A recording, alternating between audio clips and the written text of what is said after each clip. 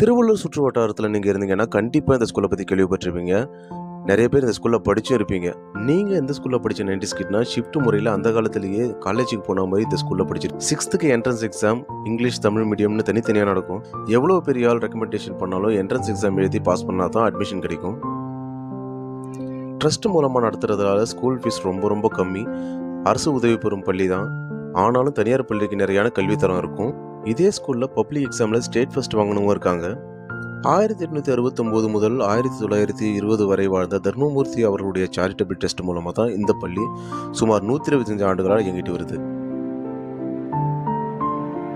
இந்த பள்ளி 1919 ஆரம்பிக்கப்பட்டு பல்வேறு மாநிலங்களிலும் வெளிநாடுகளிலும் கூட சிறந்த சாதனையாளர்களை உருவாக்கி வருகிறது. இந்த பள்ளியில முன்னாள் மாணவர்கள் இணைந்து மெகா அலுமினி மீட் என்ற ஒரு ப்ரோக்ராமை ஆர்கனைஸ் பண்ணியிருந்தாங்க. நீங்கள் எத்தனையோ முன்னாள் மாணவர்கள் சந்திப்பை பார்த்திருக்க முடியும். ஆனால் இந்த மாதிரியான ஒரு சந்திப்பை